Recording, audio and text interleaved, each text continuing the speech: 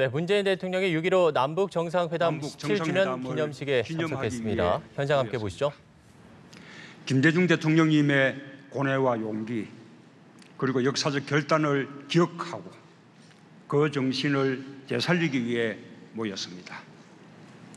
특별히 이희호 여사님의 건강을 기원합니다.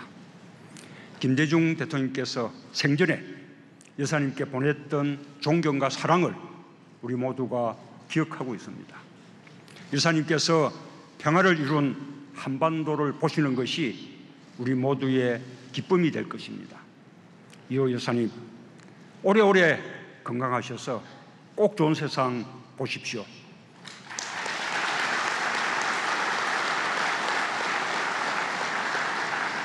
오늘 이 자리에 서니 김대중 대통령께서 짊어지셨던 역사의 무게가 깊게 느껴집니다.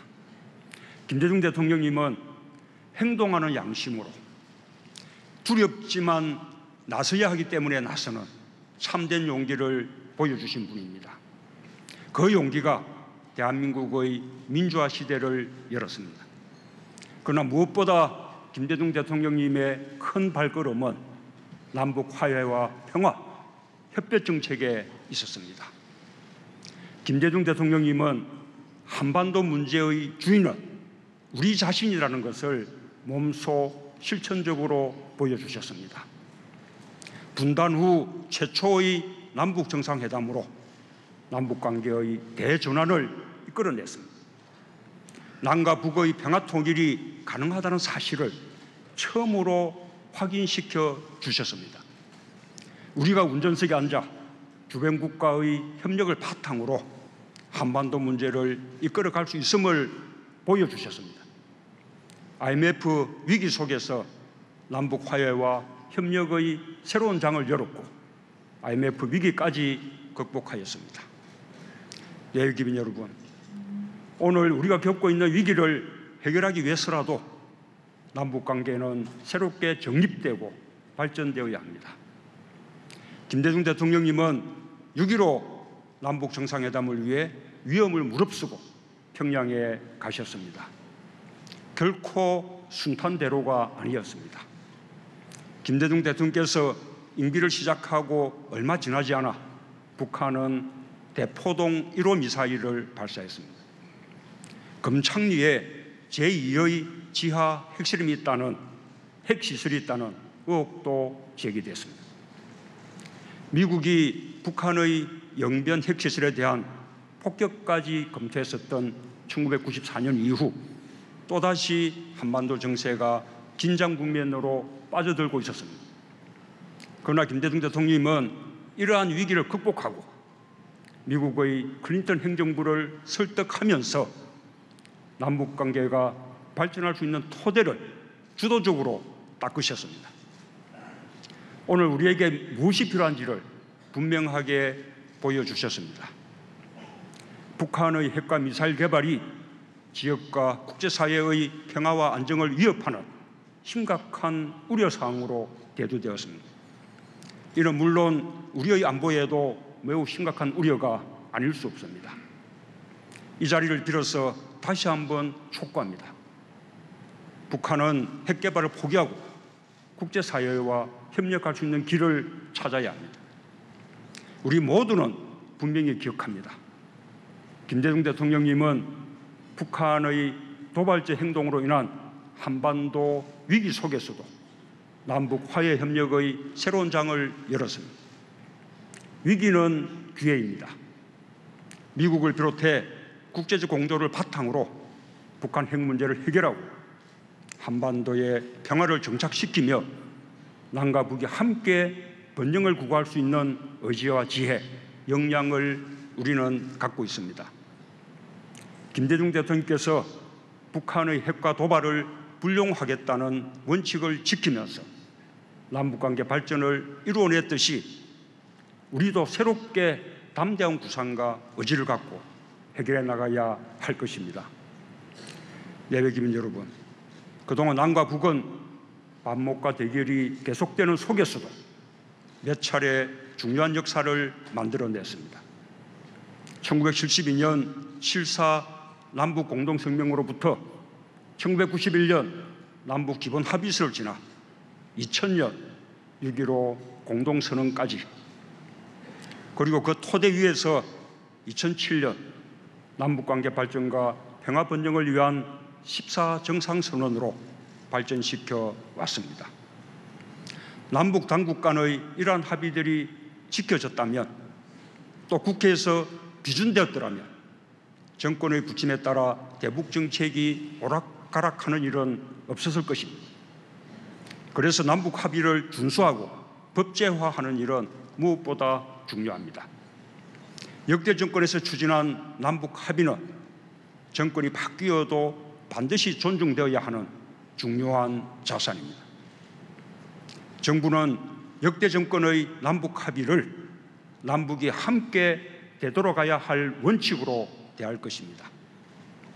또한 당면한 남북 문제와 한반도 문제 해결의 방법을 그간의 합의에서부터 찾아나갈 것입니다.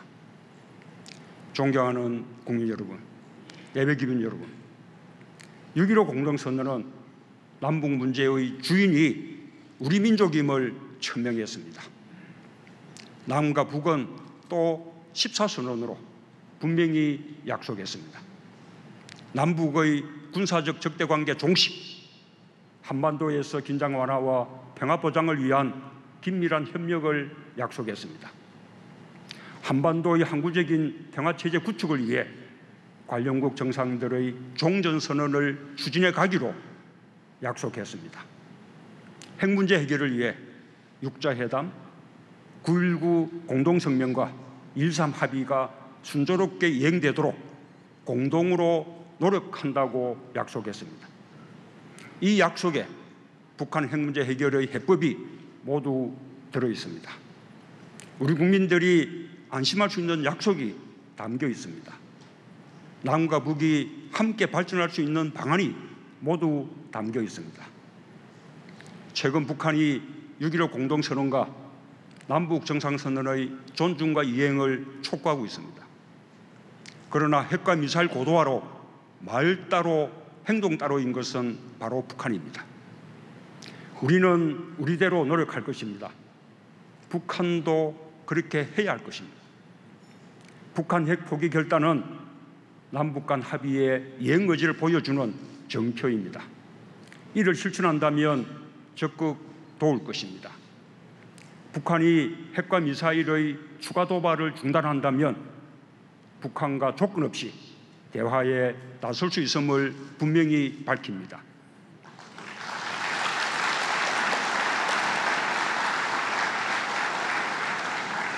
북한의 호응을 촉구합니다.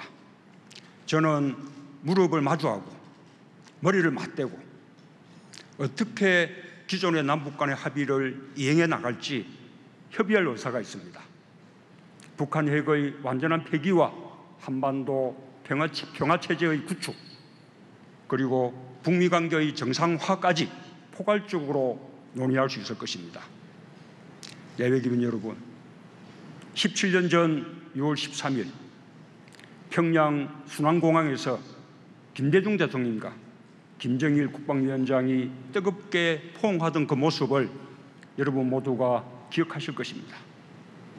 전 세계를 가슴 뛰게 한 장면이었습니다. 저는 또 기억합니다. 6.15 선언을 합의한 후 김대중 대통령께서 하셨다는 그 말씀, 젖먹던 힘까지 다했다. 내 평생 가장 길고 무겁고 보람 느낀 날이다 라는 말씀을 기억합니다. 그 가슴 뛰던 장면이, 그 혼신의 힘을 다한 노력이 우리 모두의 마음속에서 다시 살아 꿈틀거릴 때 한반도의 새로운 역사가 열릴 것이라고 확신합니다.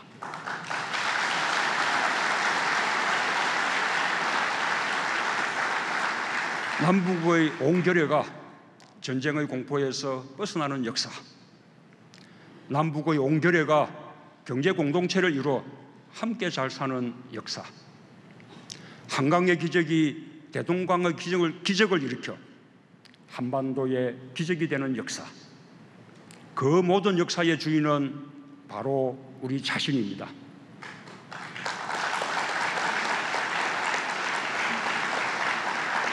너무 오랫동안 닫히고 막혀 있었습니다. 남북이 오가는 길만 아니라 우리 마음까지도 닫혀 있었는지도 모르겠습니다. 정부는 정부대로 남북 관계의 복원과 대화의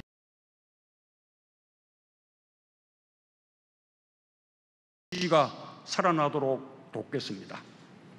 우리 청년들의 상상력이 한반도 북쪽을 넘어 유라시아까지 뻗어가도록 돕겠습니다.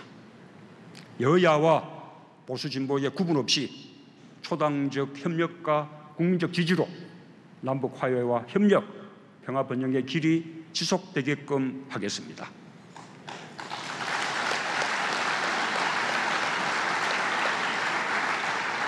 여러분도 함께 노력해 주십시오. 국민들 마음속의 분단이 평화로운 한반도를 향한 벅찬 꿈으로 바뀌어 가도록 이 자리에 계신 여러분들께서 함께 노력해 주십시오.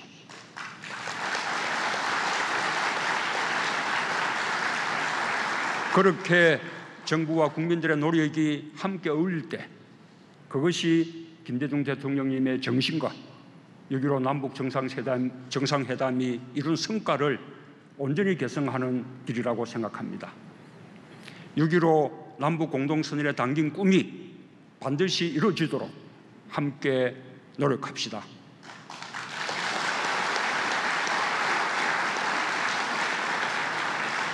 김대중 정부의 화해협력 정책과 노무현 정부의 평화번영 정책을 오늘에 맞게 개성하고 발전시키는 일을 이 자리에 계신 여러분 그리고 국민 여러분과 함께 해나가겠습니다. 감사합니다.